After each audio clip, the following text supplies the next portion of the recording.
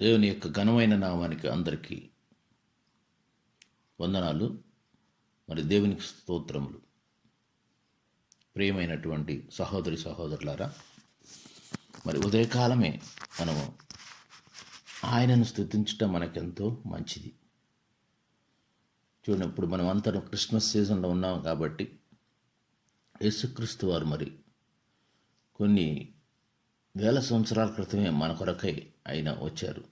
మనకు రక్షణ ఇచ్చి పాపాలను విడుదల చేసి, మరి యేసుక్రీస్తు వారిని ఈ పరిశుద్ధ గ్రంథంలో ఎంతమంది వారి యొక్క తలుపులను తెరిచారు, హృదయాలను తెరిచారు, వారి యొక్క మరి ఆహ్వానాన్ని యేసుక్రీస్తు వారిని వారి ఇంట్లోకి ఆహ్వానించారు.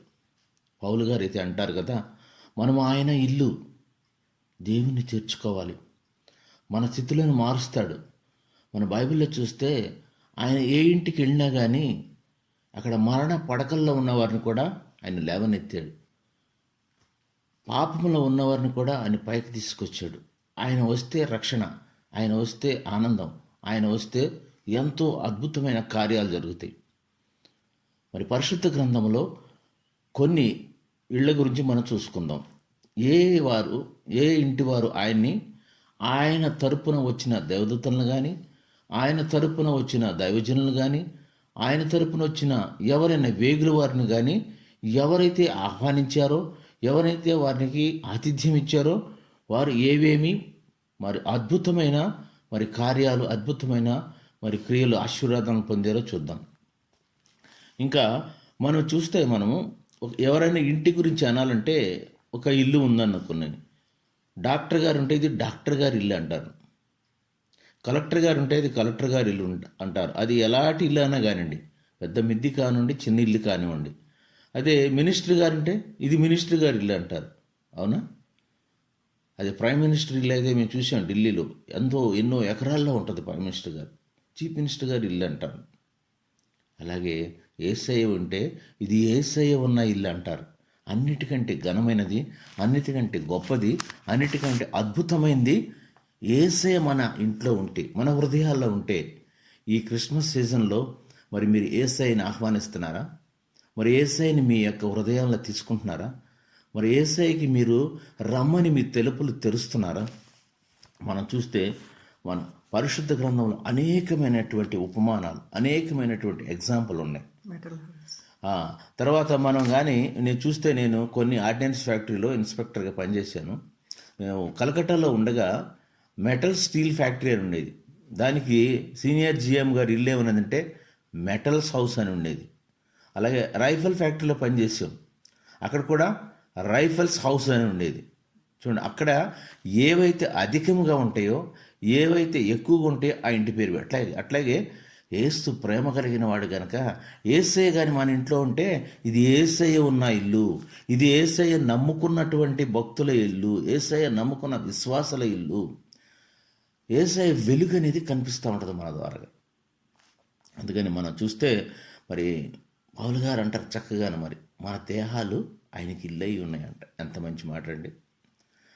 మనం ఇంకా చూస్తే ప్రకటన గ్రంథం 3:20 చక్కగా చెప్తారు. చూడండి ఒకసారి, ప్రకటన 3వ అధ్యాయము 20వ వచనములో, ఇదిగో నేను తలుపు వద్ద ఉండి తట్టుచున్నాను, ఎవడైనను నా స్వరము విని తలుపు తీసిన ఎడల నేను అతని వద్దకు వచ్చి అతనితో నేనును నాతో కూడా అతడును భోజనం. చూడండి, ఆయన ఉండటం అంటే అదృష్టం, ఆయనతో భోజనం చేయటం అంటే ఇంకా అదృష్టం. ఎంత గొప్ప భాగ్యం అండి. ఆయనట తలుపు వద్ద నుండి ఎదురు చూస్తుంటారంట, తట్టుతూ ఉంటారంట, ఎవడైనా తలుపు తీస్తాడేమో. తెల్లవారుజాము నుండి కూడాను ఎవరైనా నాకు మొరపెడతారేమో, ఎవరైనా నాకు ప్రార్థన చేస్తారేమో ఆలకించి వాళ్ళ విన్నపాలను మరి సఫలం చేయడానికి చూస్తుంటారు. ఈ రోజున మనం ఎలా ఉన్నాం? మన హృదయం తట్టుతున్నట్టు యేసుని మనం ఆహ్వానిస్తున్నామా? మరి గత సంవత్సరం అనుకుంటా ఈ జీసస్లో వర్షిప్ మినిస్ట్రీ నుంచి కేడీసీ అపార్ట్మెంట్స్కి వెళ్ళాం మేము. సుమారు 11 అవుతుంది క్యారల్ సర్వీస్లో. ఆ దగ్గరికి వెళ్ళి తలుపు దగ్గరుండి తలుపు తడుతూ పాటలు పాడుతూ ఫోన్ చేస్తూ ఉంటే మన ఇంట్లో వాళ్ళు తలుపు తీయట్లేదు. చాలాసేపు పాపం మాస్టర్ గారు వీళ్ళందరూ కూడా, మేము కూడా వెళ్ళాం. అయ్యో ఇట్లా ఉంటారా అనుకున్నాను నేను. ఎవరైనా వచ్చారంటే కనీసం తలుపు తీస్తారు ఇంట్లో ఉంటే. నిద్రపోతున్న వాళ్ళని ఎవరైనా సరే మెలకుగా మేల్కొల్పొచ్చు. నిద్రపోతున్నట్టు నటించే వారిని ఎవరిని లేపలేము. చాలాసేపు తలుపు కొట్టి కొట్టి కొట్టి పాటలు పాడి ఇక మేము పాటలు పాడుకుంటూ వచ్చేసాం. మరి అలా చేయకండి. మీరు మీ హృదయాలను తెరవండి. మీ తలుపులు ఎవరు వచ్చినా కానీ తలుపులు తీయండి. ఎవరా అని చూడండి. ఆయన తలుపు తడుతూ ఉంటాడంట. తలుపు తట్టి ఎవడైనా లోనకి రమ్మంటాడేమో ఆశీర్వాదాలను తీసుకుని వస్తూ ఉంటాడు. మనం ఇలా చూస్తే మనం చూడండి, డబ్బు సంపాదిస్తాం, డబ్బు ఉంటుంది, కానీ డబ్బు వృధా చేయకండి. ప్రభువు చెప్తున్నాడు, క్రమమైన పద్ధతిలో వాడండి, క్రమముగా దాన్ని సక్రమంగా దానిని వెచ్చించండి, అవసరమైనప్పుడు ప్రభు సేవకు ఉపయోగించమంటున్నారు. మనకి ఎంతన్నా డబ్బు ఉన్నాయి. డబ్బు ఈజ్ ఏ గుడ్ మాస్టర్ కానీ నాట్ ఏ గుడ్ గాడ్. ఉపయోగించండి. ఎవరికి? పేదలకి, వరాండ్రికి, లేని వారికి. చూడండి, మనకి ప్రభువారు చెప్తారు కదా, మాథ్యూ 14:14 ఒకసారి చూడమ్మా. మత్తయి 14:14 నుండి 21 వరకు ఆయన ఒక చోట ప్రసంగించినప్పుడు చీకటి పడిపోయినప్పుడు ఆహారం కోసం చూస్తే ఒక చిన్న పిల్లవాని దగ్గర మరి 5 రొట్టెలు 2 చేపలు తీసుకుని వస్తారు ఆయన శిష్యులు. దాన్ని ఆశీర్వదించి ఎంతమంది పంచుతారండి?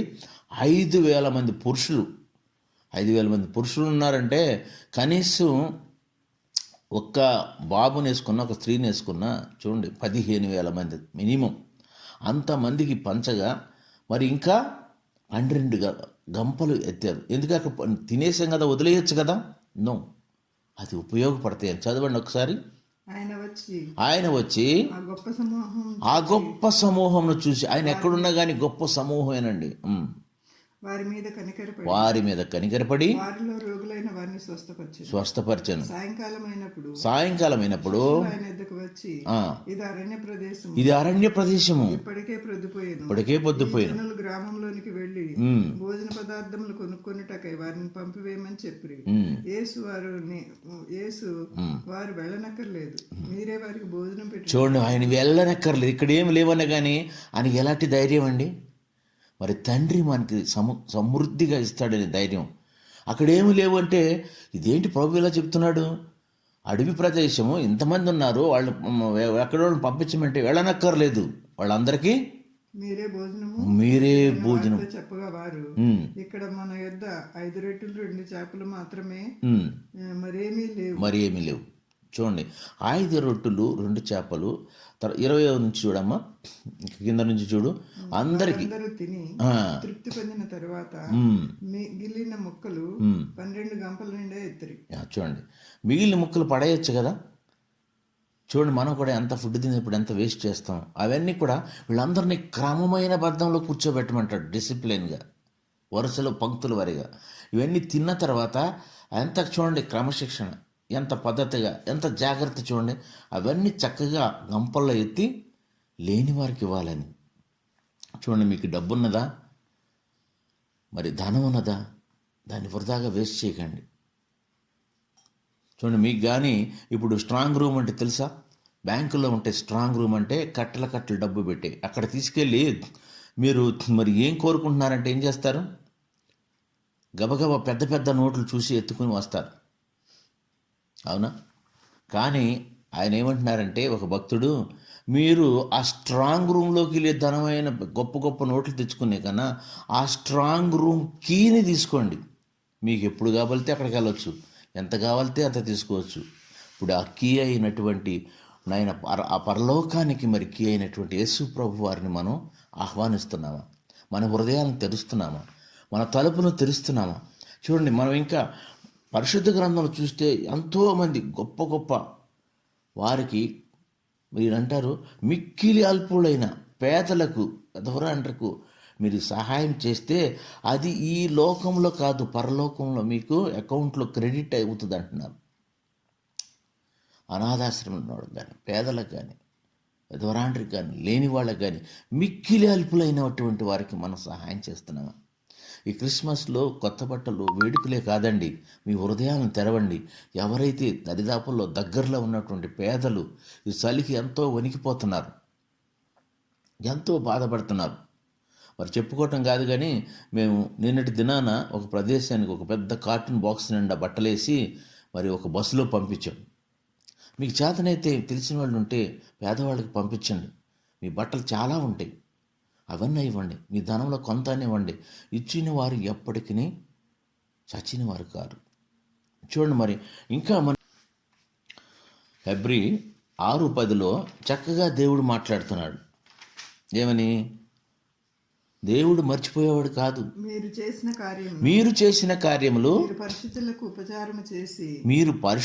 ఉపచారము చేసి ఇంకనూ ఉపచారం చేయుచుండుట చేత తన నామమును బట్టి చూపిన ప్రేమను మరచుటకు దేవుడు అన్యాయస్తుడు కాదండి. మీరు ప్రేమ చూపండి.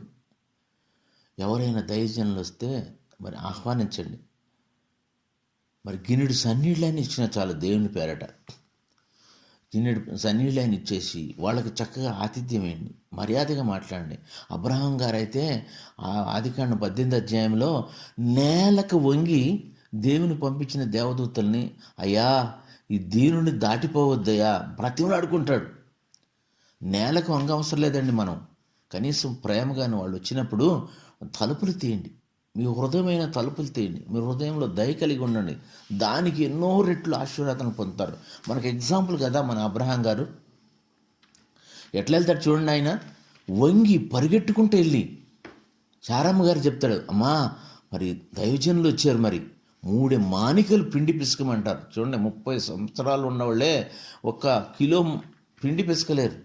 నేను కూడా చూశాను. ఇది పిసుకలేమండి, కొంచెం పిసుకు పెట్టండి అంటారు. 3 మానికలు అంటే ఎంత తెలుసా మీకు? 90 సంవత్సరాలు ఉన్నా గబగబా ఆయన పరిగెట్టుకుంటూ వెళ్ళిపోయి మరి ఒక కొవ్విన దూడను తెచ్చి పని వారికి ఇచ్చి సిద్ధపరుస్తారు. ఆ గబగబలాడతాం ఏమని తెలుసా? డిసిప్లిన్, ఒబీడియంట్, మరి ఎంతో మరి ఎదుటి వాళ్ళకి రెస్పెక్ట్. అలా ఇచ్చినప్పుడు తప్పకుండా ఎదుటి వాళ్ళు ఎంతటి వాళ్ళైనా సరే కన్విన్స్ అయిపోతారు, కరిగిపోతారు. ఒక్కసారి చూద్దాం రండి. ఆదికాండము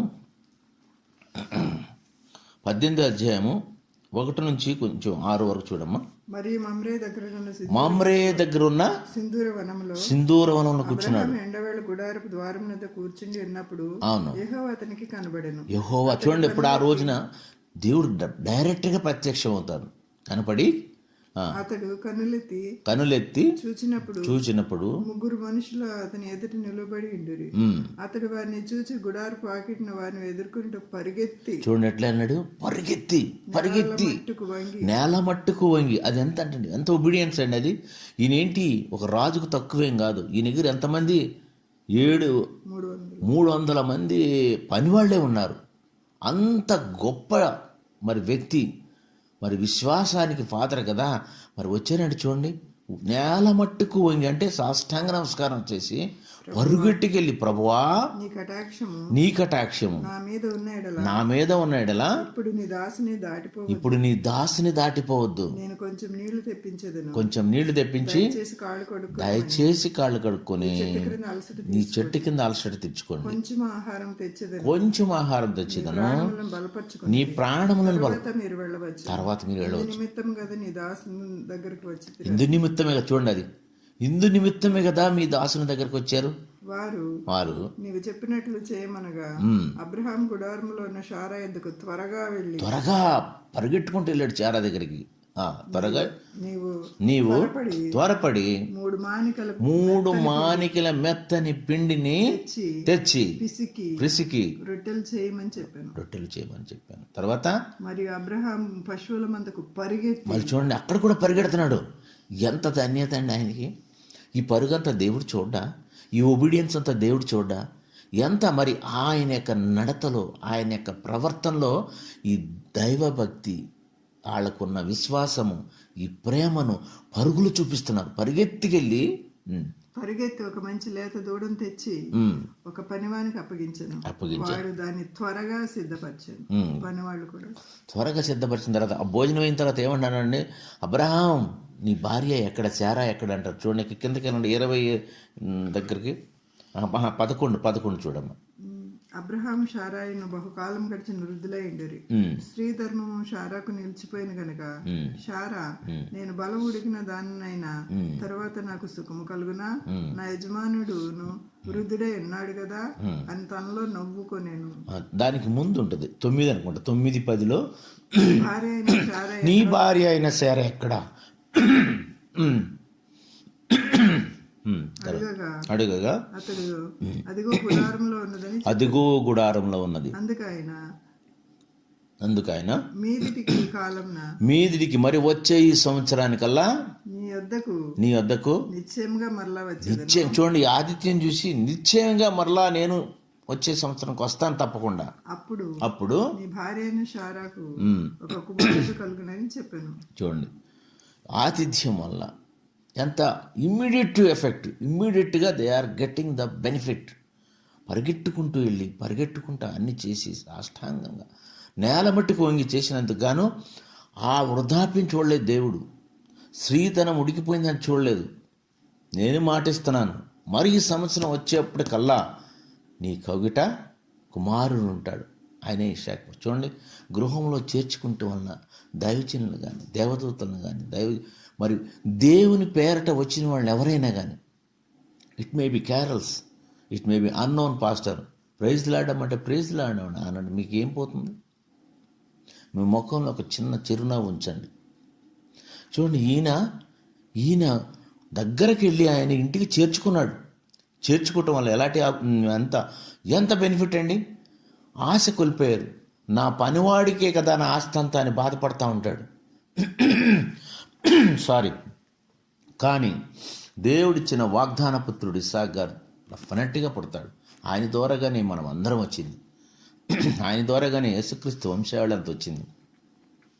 అదేవిధంగా చూస్తే జెనసిస్ ఆదికాండం 19లో కూడాను మన అందరికి తెలిసిందే. ఆదికాండం 19 1, 2, 3 చూడమ్మ ఒక్కసారి. ఆ సాయంకాల సమయమున ఇద్దరు దేవదూతలు సొదొమ చేరినప్పటికీ లోతు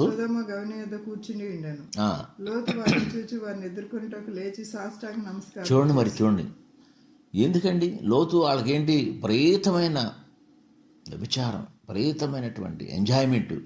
అక్కడున్న దేవదూతలు చూస్తున్న సాష్టాంగ నమస్కారం చేసి ఏమంటాడు, నా ప్రభువులారా దయచేసి మీ దాసుని ఇంటికి వచ్చి రాత్రి వెళ్ళబుచ్చి వెళ్ళమంటారు. చూడండి ఆయన ఎలాంటివాడు కానీ, ఆయన భార్య ఎలాంటిది కానీ, ఆయన ఎలాంటిది సాష్టాంగ నమస్కారం చేసి ఆయన ఇంటికి ఆహ్వానించాడు.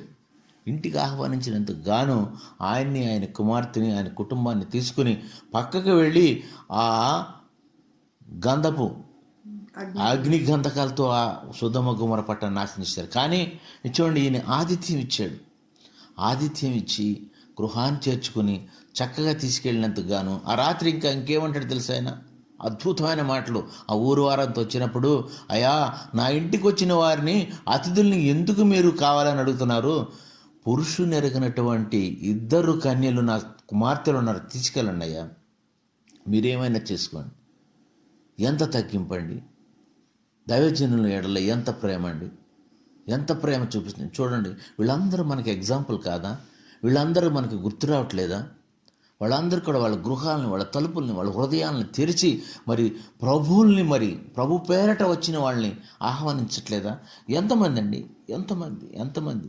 ఇంకా వస్తే లూకా 19లో చూడండి, మన జక్కయ్య గారు పొట్టివాడు అయి ఉన్నందున చెట్టెక్కి యేసుప్రభుని చూడాలని ఆశతో యేసుప్రభుని చూస్తే చాలని ఆయన రోత పాత జీవితం అంతా తెలుసు. ఆయన ట్యాక్స్ కలెక్టర్గా ఎంతో డబ్బును సమకూర్చుకున్నాడు. అయినా కానీ ప్రభువుల వారు వస్తున్నారని లూకా 19:1 చూడమ్మా. ఆయన అంటే యేసుక్రీస్తు వారు సంచరించుచుండగా పట్టణంలో ప్రవేశించి దాని గుండా పోవచ్చుండెను. ఇదిగో సుంకపు గుత్తదారుడును సుంకపు గుత్తదారుడు ధనవంతుడైన జక్కయ్య అను పేరు గల ఒకడు యేసు ఎవరో అని చూడగోరేను గనుక పుట్టివాడైనందున జనులు గుంపు కూడి ఉండటం వలన చూడలేకపోయాను. అప్పుడు యేసు ఆ త్రోవను రానయుండెను గనుక అతడు ముందుగా పరిగెత్తి ఆయనను చూచుటకు, ఆయన కూడా చూడండి ముందుగా పరిగెత్తుకుని వెళ్ళాడు ఆయన చూడాలని. ఎంత ఆతురత చూడండి ఆయన హృదయంలో. మరి ఆయన గొప్ప వాడు, మంచి దేవుడని, ఆయన చూడాలని ఆతురత, ఇంట్రెస్ట్, పరిగెత్తుకుని వెళ్ళి ఒక మేడి చెట్టు ఎక్కాను. ఆ చోటికి వచ్చినప్పుడు కన్నులెత్తి చూచి జక్కయ్య త్వరగా దిగిరా, నేడు నేను నీ ఇంట ఉండవలసి ఉన్నది అతనితో చెప్పగా సంతోషంతో ఆయన చేర్చుకున్నాడు. చూడండి ఆయన ఇంటికి తీసుకెళ్ళాడు, చేర్చుకున్నాడు, ఆయనతో భోజనం చేశాడు. కానీ ఆయన ఇంటికి రక్షణ వచ్చింది. ఆయన ఇంటికి తీసుకుంటే, మీ హృదయాన్ని తెరిస్తే, మీ ఇళ్ళ వాకిళ్ళు తెరిస్తే, తలుపులు తెరిస్తే, జక్కయ్యకు ఉన్నదంతా కూడాను చాలా మటుకు ఇచ్చేసాడు అందరికీ. ప్రభువా నన్ను ఏం చేయమంటామంటే పేదలకు ఇచ్చేయమంటాడు. ఇదిగో ఈరోజే నీకు ఇంటికి రక్షణ వచ్చిందంటాడు. ఆయన కాదు, ఆయన కుటుంబం అంతా మరి రక్షణ పొందింది. చూడండి ఇంటికి చేర్చుకోవటం వలన యేసయ్యను మన ఇంటికి చేర్చుకుందాం. మన ఇంటి ముందు స్టార్ పెడతాం కాదండి క్రిస్మస్ అంటే. ఆ వెలుగు కొంచెమైనా కానీ మీలో నుంచి రావాలి. ఇతరులకి దేవుని వాక్యం చెప్పండి. ఎంతో చెప్పవలసిన లేదండి. యేసుక్రీస్తు అంటే ఎవరు, ఎందుకు వచ్చారు, ఎందుకు చనిపోయారు, ఎవరి గురించి చనిపోయారు, మరి ఏం చేయబోతున్నారు, 4 మాటలు చెప్పండి. మీ సాధ్యమైతే అదే గొప్ప క్రిస్మస్ సందేశం తెలియని వారికి. The word should reach the unreached areas అంటారు. ఎన్నో ప్రదేశాలకి అసలు వర్డ్ వెళ్ళలేదండి. దేవుని వాక్యం వెళ్ళలేదు. పండగంటే మొబ్బాలు, పండగలు, పప్పలు, పండగంటే బట్టలే కాదండి. ఇవి కూడా మనమే. Why don't you become a star to give the resolution of the light. మీ లైట్ని పంపించండి. మనం అక్కడ ఉంటే, మనం యేసయ్యను మన ఇంట్లోకి తీసుకొస్తే ఆ వెలుగు వస్తుంది. ఇదిగో ఈ ఇంటి వారు యేసుని కలిగి ఉన్నారు కాబట్టి వీరికి ఎంతో గొప్ప వెలుగు ఉన్నదని అందరూ ఆశ్చర్యపోతారు. అదేవిధంగా మనం ఇంకా చూస్తే ఎంతోమంది ఉన్నారండి. సారేపత్ విధవరాలు ఉన్నారు. ఏలియా గారు వచ్చినప్పుడు 1 కింగ్స్ 17 చూడమ్మా. 1 కింగ్స్ 17:12 నుంచి చూడు. సారేపత్ విధవరాలు, ఆ విధవరాలు చనిపోదామనిక ఇంకేమి లేదని, కరువు ఉందని బాధపడుతుండగా మరి ఏలియా ఇంటికి వెళ్ళినప్పుడు అందుకు ఆమె నీ దేవుడైన యెహోవా జీవముతోడు తొట్టెలో పట్టడి పిండియు కొంచెం నూనెయు నా వద్ద ఉన్నాయే కానీ అబద్ధం చెప్పొచ్చు కదండి. ఆమె నా దగ్గర ఏం లేదయ్యా, నేనేం చేయలేనని ఈ ఒక్క అప్పం చేసుకుని తింటావని చెప్పలేదు. ఉన్నది ఉన్నట్టు చెప్పింది, యథార్థంగా మాట్లాడింది. అయ్యా కొంచెమే ఉన్నదంటే ఏమంటాడు ఆయన, నేను ఇంటికి పోయి వాటిని నాకున్న బిడ్డకును సిద్ధం చేయవలనని కొన్ని పొలలు ఏరుకొనిటకే వచ్చి తిన్నాను. అప్పుడు ఏలియా ఆమెతో ఇట్లా, నేను భయపడకమ్మా, పోయి నీవు చెప్పినట్లు చేయము. అయితే అందులో ఒక చిన్న అప్పము మొదట చేసి నా ఎద్దకు తీసుకురమ్ము. చూడండి, ఒక చిన్న అప్పం చాలమ్మా, నాకు ఒక్కటి అన్నాడు. తర్వాత ఏమంటున్నాడు చూడండి, తర్వాత నీకును నీ బిడ్డకును అప్పములు. చూడండి ఎంత విశ్వాసం చూడండి. అక్కడ ఒక అప్పానికి సరిపోయే పిండి నూనె ఉంది, నాకు ఒక చిన్న అప్పం అమ్మా, నువ్వు తర్వాత అనేకమైన అప్పాలు చేసుకుంటావని చెప్తాడు. అందుకు ఆమెను సందేహించిందండి. విశ్వాసంతో ఆమె నమ్మి ఒక్క అప్పం ఇచ్చేసిన తర్వాత ఆమెకి తర్వాత ఏం చూడమ్మ, భూమి మీద యెహోవా వర్షం కురిపించే వరకు ఆ తొట్టిలో ఉన్న పిండి తక్కువ కాలేదు, బుడ్డిలో నూనె అయిపోలేదు. ఇశ్రాయేలు దేవుడని యెహోవా సెలవిచ్చుచున్నాడు అనేను. అంతటా ఆమె వెళ్ళి ఏలియా చెప్పిన మాట చొప్పున చేయగా అతడును ఆమె ఇంటవారును అనేక దినములు భోజనము చేయించి వచ్చిరి. చూడండి, ఆమె ఇంటికి ఆయన ఆహ్వానించిందండి, దేవుడే పంపించాడు. ఆమె విశ్వాసరాలు విధురాలైనా సరే ఆమె ఆ ఇంటి వారు కూడా సమృద్ధిగా తినటకు మరి దేవుడు ఆశీర్వదించాడు. చూడండి ఎంత గొప్ప విషయాలండి. అలాంటి గొప్ప విషయాలు తెలుసుకుని why don't you open your doors, why don't you open your hearts to the God. ఆయన్ని ఆహ్వానించండి. ఈ క్రిస్మస్లోనూ మనం ఇప్పటివరకు జరిగింది కాదు, ఈ క్రొత్త సంవత్సరంలోనైనా, ఈ క్రొత్త న్యూ ఇయర్లో అయినా సరే న్యూ రిజల్యూషన్ తీసుకోండి. ఇప్పటి నుంచి మనము దేవుని పేరట వచ్చిన వారిని ఎవరైనా సరే ఆహ్వానించి గిన్నెడు సన్నీళ్ళైనా ఇచ్చేసి వాళ్ళకి చిన్న ఆతిథ్యం మర్యాదగా పిలవండి, మర్యాదగా ఇవ్వండి. మీ సాధ్యమైనది ఏమైనా దేవుని పేరట సహాయం చేయండి. లేకుంటే వాళ్ళని అమర్యాదగా మాట్లాడచ్చు. ఇప్పుడు చూసే కొన్ని వీడియోల్లో వీళ్ళు దైవజనులు వెళ్తే వాళ్ళని కొట్టడం, చర్చిలను తగలబెడతాం, ఎంత భయంకరమైన ఉందండి. కానీ అలా చేయొద్దు. ఒకరోజు దేవుడు తప్పకుండా వస్తాడనేటువంటి విశ్వాసం మనకు ఉండాలి. ఎవరైనా సరే దేవునికి చేర్చుకుని దేవునికి ఆతిథ్యం ఇచ్చిన వాళ్ళు, దేవుని పేరట వచ్చిన మరి పిల్లలకు కానీ, దేవుని పేరట వచ్చిన దైవజనులకు కానీ ఆతిథ్యం ఇచ్చిన వాళ్ళు ఎవరు కూడా మరి పతనం అయిపోలేదు, నాశనం అయిపోలేదు. అదేవిధంగా ఇంకా చూస్తే సమయం తక్కువగా ఉన్నది కాబట్టి సునేమి రాలైన గనురాలు, ఆ పేరులోనే గనురాలు చూడండి. ఆయన శిష్యుడైన ఏలియా శిష్యుడైన ఎలీషా గారు వెళ్తాడు. 2 Kings 4:7 ఒక్కసారి చూడు. 8 ఒక దినమందు ఎలీషా షునేం పట్టణమునకు పోగా అచ్చట గనురాలైన ఒక స్త్రీ భోజనంకి రమ్మని అతను బలవంతం చూడండి, గనుక భోజనానికి రమ్మని బలవంతం చేసిందంట. గనుక అతడు ఆ మార్గమున వచ్చినప్పుడల్లా ఆమె ఇంట భోజనం చేర్చి వచ్చును. కాగా ఆమె తన పెనిమిటిని చూచి మన యుద్ధకు వచ్చి చూపవచ్చున్నవాడు దైవ భక్తి గల దైవజనుడని నేను ఎరుగుదును, కావున మనం అతనికి గోడ మీద ఒక చిన్న గది కట్టించాము. చూడండి ఎంత విశ్వాసం. ఫ్రీక్వెంట్గా వస్తున్నాడు కదా, మనకి ఏమి ఇబ్బంది లేకుండా పైన మిద్ది మీద గోడ మీద ఆయనకి చిన్న గది కట్టించి ఒక మంచము, ఒక గిన్నె, ఇంకేంటంటే పెడుతుంది, అందులో అతని కొరకు మంచము, బల్ల, పీట, దీపస్తంభము ఉంచుదుము. అవును. తర్వాత అతడు మన ఎద్దుకు వచ్చినప్పుడల్లా అందులో బస చేయవచ్చునని చెప్పాను. ఆ తర్వాత అతను చెప్పాను. ఇక్కడ చూడండి, ఇక్కడ ఈయన కూడాను మరి పిల్లలు లేనటువంటి గుడ్రాలు, ఆయనకి తెలుసు ఆతిథ్యం వెళ్ళటం వల్ల. ఆ ఎలీషా శిష్యుని అడుగుతాడు, ఈమెకి ఏమి కొదవగా ఉందో ఒక్కసారి తెలుసుకో అంటే, అయ్యా దేవుని దయబట్టి నాకు అన్నీ ఉన్నాయా, అప్పుడు కూడా బయటపడదు. కానీ ఆ శిష్యుడు గమనించి ఈమెకి బిడ్డలేరంటే ఆమెకు కూడా ఆశీర్వదిస్తాడు ఆయన. మరుసటి సంవత్సరం కల్లా నీ కౌగిట ఒక కుమారుడు ఉంటాడమ్మా అని చెప్తాడు. చూడండి, ఆమె కూడా చేర్చుకుని ఆమెకు ఆశీర్వాదం పొందుతుంది. చూడండి, విధవరాలైన ఆమె ఒక బిడ్డను కలిగి ఉంటుంది. ఇట్లా ఎంతమంది అండి, ఎంతమంది. ఆమె చూడండి, ఆమె గనురాలని ఉంది ఆమె పేరులోనే. భర్తకి నచ్చజెప్పి మిద్ది మీద అన్నీ ఏర్పాటు చేసింది. ఇంకా అదే విధంగా తర్వాత చూస్తే మన వేసి అయిన రాహాబు గారు ఉంటారు. వేగుల వారు వచ్చినప్పుడు యెరికో పట్టణానికి యెహోషువ పంపిస్తాడు. వేగుల వారిని తన ఇంట్లో దాచుకుని ఆతిథ్యం ఇస్తుంది. ఒక్కసారి చూడండి, యెహోషువ 2:11. యెహోషువ 2:11లో రాహాబు ఎవరో కాదండి, ఆ వేగుల వారుగా వచ్చినటువంటి షల్మా అనేటువంటి ఆయన్ని వివాహం చేసుకుని ఆయన ద్వారాగాను బోయజుకు సంతానం ఇచ్చి బోయజు ఇంకా మరి రూతమ్మతో కలిసి మరి ఎవరిని యెషయా ద్వారాగా డేవిడ్ దావీదు కుమారుడైన యేసుక్రీస్తు వంశావళికి ఒక మూల అమ్మమ్మగా తయారైంది. ఎవరు ఈమె? వేశ్య అయిన రాహాబు. ఎవరు? మంచి మనసు దయ కలిగినటువంటి ఆమె. ఏమి చూడండి ఏమి చెప్తుందో వేగుల వారు వచ్చినప్పుడు. యెహోషువ 2:10, 11, 13 చూడమ్మా. మీరు ఐగుప్తు దేశం నుండి వచ్చిన వారు నాకు తెలుసు. మీ ఎదుట యెహోవా ఎర్ర సముద్రమును నీరుని ఎలాగూ ఆరిపోచేసినో. చూడు, యెహోవా చేసిన గొప్ప కార్యములు అంటే ఏంటి? ఆమె దైవభక్తురాలు, ఆమె లేఖనాలు చదువుతుంది, ఆమెని యెహోవాను పూజిస్తుంది, ఆరాధిస్తుంది అని తెలుస్తుంది కదా.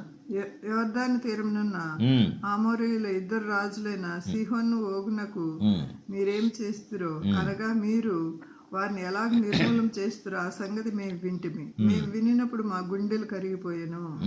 చూడండి, ఆమె భక్తురాలు కనుక అందుకని గనురాలు అన్నారు ఆమెని.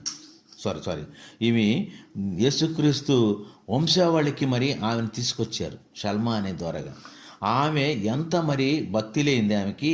ఈ వేగుల వారు వస్తే ఇక్కడున్న వాళ్ళు తెలిస్తే ఈయన చంపేస్తారు. అయినా కానీ గంప కింద దాసి పెట్టి వాళ్ళు వచ్చినప్పుడు ఏం చెప్తుంది?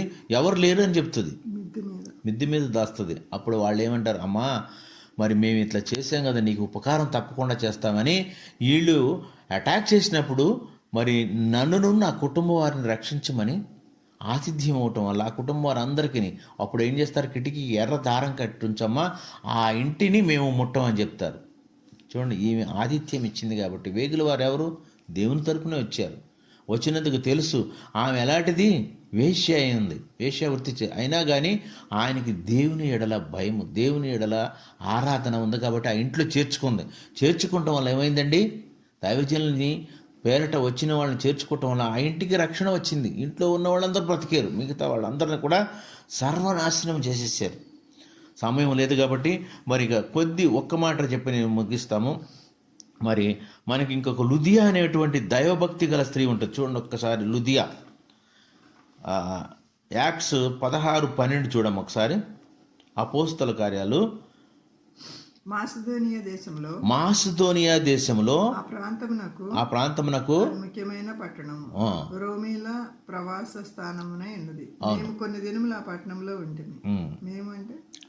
మేమంటే పౌలు గారు వీళ్ళందరూ కూడాను వెళ్ళి అక్కడ ఆయన సేవ చేస్తూ ఉండగా ఈ యొక్క పట్టణంలో ఉన్నప్పుడు విశ్రాంతి దినమున గమని దాటి నదీ తీరమున ప్రార్థన జరుగుననుకొని అక్కడికి వచ్చి కూర్చుండి కూడి వచ్చిన స్త్రీలతో మాట్లాడుచుంటిమి.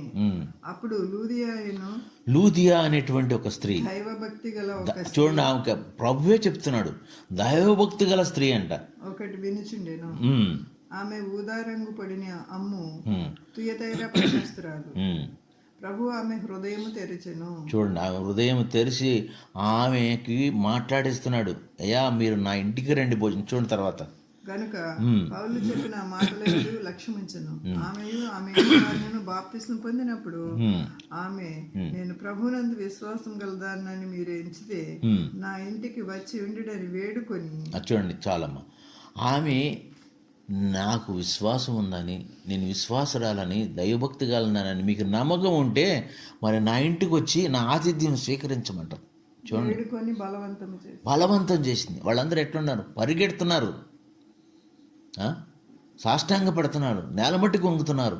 ఎంతో వినయ విధేయతలు చూపించేసి వాళ్ళ హృదయాలని, వాళ్ళ తలుపులను తీసి ఆ ఇంటికి ఆతిథ్యం ఇవ్వటం వలన ఆమె తర్వాత చూస్తే ఒక బుక్లో చదివాము, ఆమె ఐరోపా ఖండంలోనే ఒక పెద్ద సువార్తరాలుగా మారిపోయిందంట, పెద్ద దీపముగా. ఆమె ద్వారా అనేక వందల వేల మంది రక్షించబడ్డారు. దైవజనులు కానీ దేవుని పేరట ఎవరొచ్చినా కానీ వారికి ఆతిథ్యం ఇచ్చి వాళ్ళకి మీ యొక్క డోర్లు ఓపెన్ చేసి, హృదయాన్ని ఓపెన్ చేసి, ఇవి చూడండి మరి నేను నా యందు విశ్వాసం ఉంటే నా ఇంటికి రండి అని బలవంత పెట్టింది. ఇలా చూస్తే ఇంకెంతమంది ఉన్నారు. సమయం తక్కువగా ఉన్నది కాబట్టి నేను త్వరగా ముగించేస్తున్నాను. ఇలా చూస్తే మరి ఇంకా చూస్తే పేతురు అత్తగారింటికి వెళ్ళినప్పుడు, పేతురు అత్తగారు జ్వరం పడినప్పుడు ఆయన వెళ్ళి మరి ఆ ముట్టి కూడా స్వస్థపరిచాడు. ఎంతమంది లేరండి. మరియా, మార్తా, మరి వీళ్ళు కూడా లాజరు వాళ్ళ ఇంటికి వెళ్ళినప్పుడు వాళ్ళు కూడా ప్రతిసారి వాళ్ళని ఆహ్వానిస్తారు, అయ్యా మా ఇంటికి రామని. మా ఇంటికి వస్తే ఎంతో మంచిదని ఆయనకి పాదాల దగ్గర కూర్చొని ఆయన పాదాలకి మరి నూనె రాస్తూ ఎంతో సేవ చేయబట్టి ఆ కుటుంబాన్ని కూడా ఎంతగానో ఆశీర్వదిస్తాడు. యేసుక్రీస్తు వారు ఏ ఇంటికి వెళ్తే ఆ ఇంటికి రక్షణ, యేసుక్రీస్తు వారు ఏ ఇంటికి వెళ్తే ఆ ఇంటికి ఆశీర్వాదం. ఆ అకుల పుష్కులు కూడా ఉన్నారు. ఇంకొక ఎగ్జాంపుల్ కరెక్ట్. అకుల పుష్కులు వాళ్ళ భార్యాభర్తలు కూడాను ఏం కుట్టుకునేవాళ్ళు, డేరాలు కుట్టుకునేవాడు. మన పౌలు గారు కూడాను సౌలుగా ఉన్నప్పుడు కూడా ఈయన కూడా డేరాలు కుట్టేటువంటి బిజినెస్సే. కానీ అక్కడ కూడాను వాళ్ళు కూడా దైవభక్తి కలిగి ఉన్నారు కాబట్టి పౌలు గారిని వాళ్ళ శిష్యుల్ని ఆహ్వానించినందుకు గాను వాళ్ళ బిజినెస్ ఆశీర్వదించబడుతుంది, వాళ్ళ కుటుంబం ఆశీర్వదం. మరి వాళ్ళ పేర్లు కూడా దైవ గ్రంథంలో రాయబడింది. చూడండి, అలాంటి మరి భార్య భర్తలుగా ఉన్నామా, వాళ్ళు ఎంతగానో ఆశీర్వదించబడతారు. పౌలు గారికి ఆతిథ్యం ఇస్తారు, వాళ్ళ శిష్యులకు ఆతిథ్యం ఇస్తారు. మరి అక్కడ మరి ఆ పట్టణంలో వాళ్ళు ఆశీర్వదించబడతారు. ఈ విధంగా చూస్తే యేసుక్రీస్తు వారు ఏ ఇంటికి వెళితే అక్కడ మరణ పడకల నుంచి లేచారు. మరి లాజరు ఎంత అండి, 4 దినాలు అయిపోయింది, పాతిపెట్టి ఉన్నాయి. ఎట్టి విశ్వాసం అండి. యేసుక్రీస్తు వారికి ఆతిథ్యం ఇచ్చి ఆ ఇంటికి ఆహ్వానించి ఆ డోర్ ఓపెన్ చేశారు కాబట్టి ఆయన వచ్చి మరి లాజరు లేచిరా అంటాడు సమాధి నుంచి. ఎన్ని అద్భుత కార్యాలు చేసిన గొప్ప దేవుణ్ణి, ఆయన పేరట వచ్చినటువంటి వాడిని మనం ఎలా తృణీకరిస్తామండి? మనం ఈ క్రొత్త సంవత్సరంలో మన హృదయాలమైనటువంటి తలుపులను ఓపెన్ చేద్దామా? మన తలుపులను ఓపెన్ చేసి పేదలకు ఈయన అంటాడు కదా, మిక్కిలి అల్పులైన వారికి ఈ నా సహోదరులకు ఏమి మీరు సహాయం చేసినానో నాకు సహాయం చేసినట్టు కాదా? అది పరలోకంలో మీకు క్రెడిట్ కాదా? ఎవరికండి? మిక్కిలి అల్పులైనటువంటి వారికి, మిక్కిలి మరి పేదవారికి, దరిద్రులకి, అనాథులకి, విధవరాండ్రకి, వారికి ఇస్తే నాకు ఇచ్చినట్టు కాదా? అది ఇక్కడ కాదు, పరలోకంలో మీ అకౌంట్లో క్రెడిట్ అవుదా? అందుకనే మనం ఈ రోజున ఎలా ఉన్నాం, మన హృదయం ఎలా ఉన్నది, మనం పరీక్షించుకుందామండి. మనము ఎవరైనా మన ఇంటికి, మన వాకిటికి వచ్చి మరి మన హృదయాన్ని, మన తలుపులను తట్టుతుంటే మనం తీద్దామా? మనం ఆ దేవుణ్ణి, ఆ లోకపు దేవుణ్ణి మనం ఆహ్వానిస్తాము మన హృదయం. ఈ క్రొత్త సంవత్సరంలో అయినా సరే మన పాతవన్నీ కూడా గతించి నూతనమైన స్వభావంతో మన హృదయం అనేటువంటి తలుపులను తీసి అనేకులకు నాయన మరి ఆశ్రయం ఇద్దామా? మీకున్న దాంట్లోనే ఒక కప్పు సన్నీళ్ళని ఇచ్చిన చాలు అంటున్నారు కదా. ప్రేమతో చూడండి. ఆయన చేసినట్టుగా నేల మట్టికి వంగని అవసరం లేదు, కానీ ప్రేమతో, మర్యాదగా, చిరునవ్వుతో వాళ్ళందరిని ఆహ్వానించి ఆతిథ్యం ఇస్తే ఎంతమంది ఎన్ని ఆశీర్వాదాలు పొందారండి. ఇవన్నీ కూడా లైవ్ ఎగ్జాంపుల్ కాదా? Why don't you turn your hard to soft? మెత్తనైన హృదయముగా మరి చేసుకుందామా? ఈ దేవుడు చూపించిన ఈ కొన్ని మాటలను బట్టి మరి దేవునికి వందనాలు. ఒక చిన్న ప్రార్థన చేసి నేను ముగిస్తాను. పరిశుద్ధుడా, మీకు వందనాలు, స్తోత్రాలయ్యా. తండ్రి, మాకు ఇచ్చినటువంటి సమయాన్ని బట్టి మీకు వందనాలు. ప్రభువా, ఇదిగో నాయనా, ఈ యొక్క పరిశుద్ధ గ్రంథంలో అనేక మంది, అబ్రహాం దగ్గర నుంచి మరి నాయన ఎంతోమందిని చూసాము. మీ ఎడల ఎంతో మరి ప్రేమతో, ఎంతో మరి దయతో మరి మీకు పరుగెత్తుకుని సాష్టాంగపడి నేల మట్టుకు వంగి గబగబా నడిచి మీకు సేవ చేసి అనేకమైన ఆశీర్వాదాలు పొందారు. తండ్రి, ఈ వాక్యమైన బిడ్డలందరూ కూడాను అదే విధంగా వాళ్ళ హృదయాలను నాయన తట్టుతున్న యేసుకు వాళ్ళ తలుపులు తీస్తున్నట్లుగా సహాయం చేయండి. ఎవరైనా ఆయన ఇంటికి వచ్చినప్పుడు నాయన మరి మీ పేరట దైవజనులు కానీ, మీ పేరట క్రైస్తవులు కానీ వచ్చినప్పుడు వాళ్ళకు చిరునవ్వుతో ఆహ్వానం ఇచ్చేటకు మరి సహాయం చేయండి. ఈ వాక్యమైన ప్రతి ఒక్క బిడ్డ హృదయంలోని పనిచేయనట్లుగా సహాయం చేయండి. ఇచ్చిన సమయాన్ని బట్టి మీకు కోట్లాది వందనాలు, స్తోత్రాలు ప్రభువా. మరొకసారి మీ చిత్తమైతే మేమందరం, మీరు రాకడ ఆలస్యమైతే మేమందరం కలుసుకుని మిమ్మల్ని స్తుతించి, మిమ్మల్ని ఆరాధించి, మీ నామమును హెచ్చింటే భాగ్యమును మాకు దయచేయమని తిరిగి రాను నజరేయుడైన యేసయ్య నామమును బట్టి బ్రతిమలాడి వేడుకుంటున్నాము తండ్రి. ఆమేన్. అందరికి వందనాలండి ప్రభు పేరట.